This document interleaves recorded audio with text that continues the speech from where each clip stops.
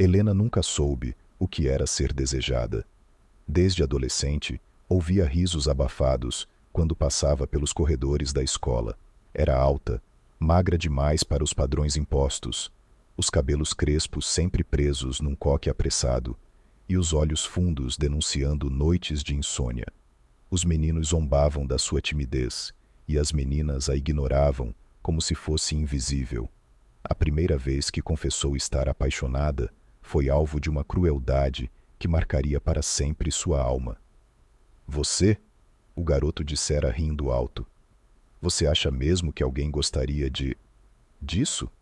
O disso dele ficou ecoando por anos, como se ela fosse uma aberração. Helena não namorou. Nunca foi beijada. Os anos passaram, mas aquela rejeição adolescente virou uma ferida funda que ela nunca conseguiu curar.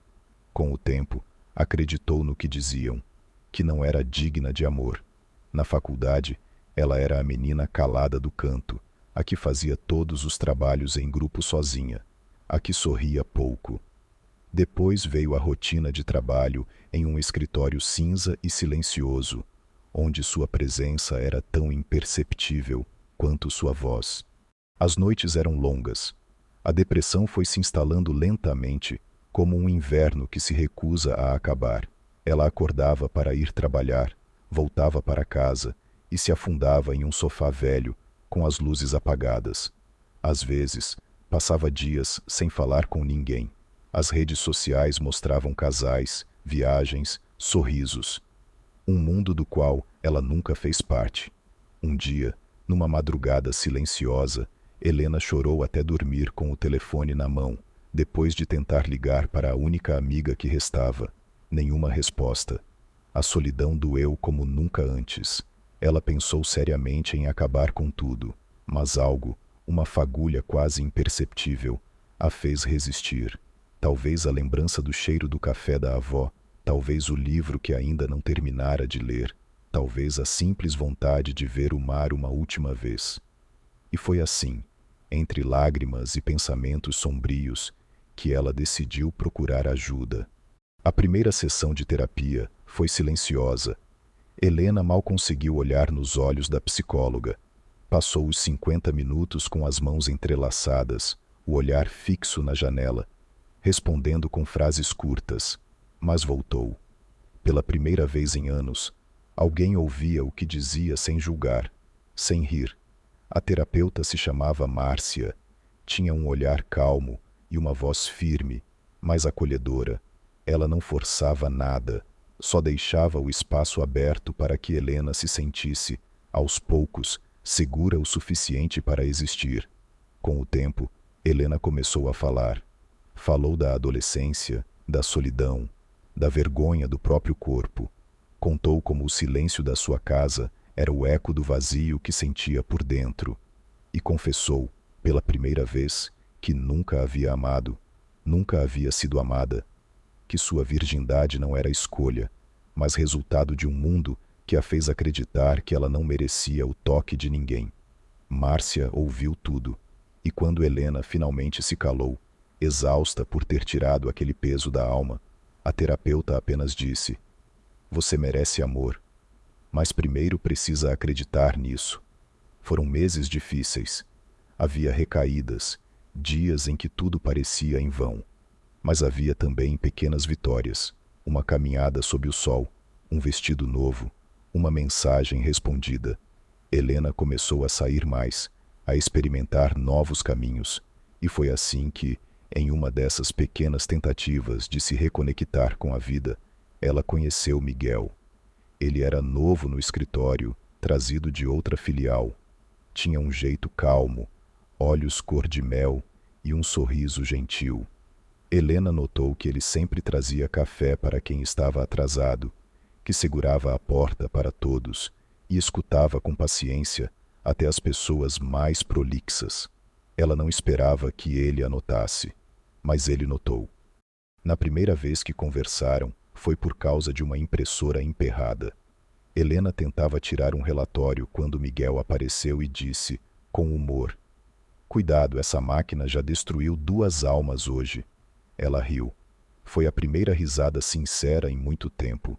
Ele sorriu também. Sou Miguel. Você é... Helena. Belo nome. Parece nome de personagem de livro. Ela corou.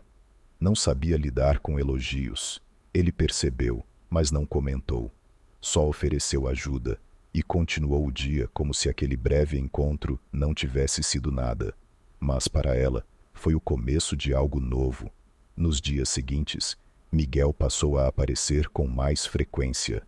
Às vezes com um comentário engraçado, outras vezes com uma pergunta sincera sobre como ela estava. E aos poucos, Helena foi se abrindo. Contou que gostava de livros antigos, de tardes nubladas e de música instrumental.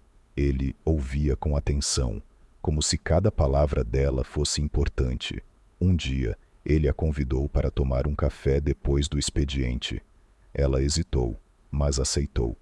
Foi um encontro simples, mas para Helena foi como atravessar uma ponte que achava impossível. Naquela noite, deitada em sua cama, ela chorou. Não de tristeza, mas de medo.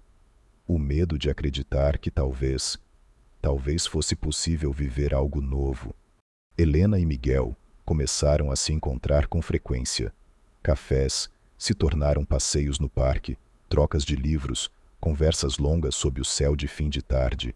Ele respeitava o tempo dela, e isso a tocava profundamente. Pela primeira vez, ela sentia que estava sendo vista, não por uma aparência ou por conveniência, mas pela essência que sempre guardou com medo. Contudo, a ferida antiga ainda vivia ali, e quanto mais Miguel se aproximava, mais o medo crescia. Certa noite estavam sentados em um banco da praça, rindo de algo que ele contara sobre a infância no interior. Miguel virou-se de leve, a expressão mais séria. Helena, posso te perguntar algo? Claro.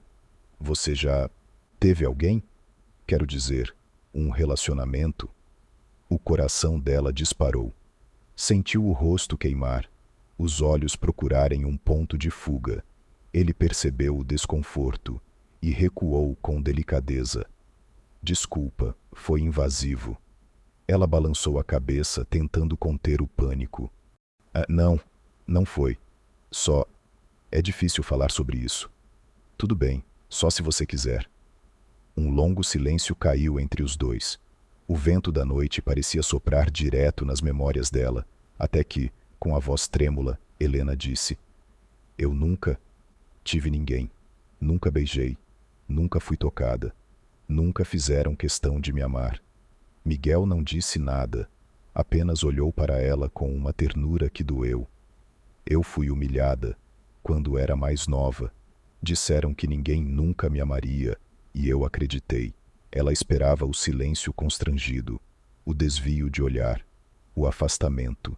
Mas em vez disso, ele estendeu a mão e a segurou com suavidade. Sabe o que eu vejo quando olho para você? Uma mulher corajosa, que sobreviveu a um mundo cruel e ainda assim tem um coração tão bonito. As lágrimas caíram sem que ela percebesse. Miguel não tentou secá-las, só ficou ali, com ela, presente.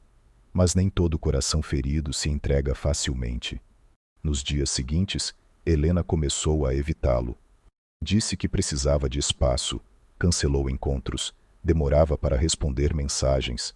A velha voz da autossabotagem gritou em sua mente: Ele só tem pena. Ele vai te deixar. É melhor acabar logo antes que doa mais. Márcia, sua terapeuta, percebeu o retrocesso e a confrontou com doçura. Quando algo bom aparece, seu instinto é fugir. Mas fugir não impede a dor, só adia. Você quer mesmo viver se protegendo do amor por medo de sofrer? Helena chorou na sessão.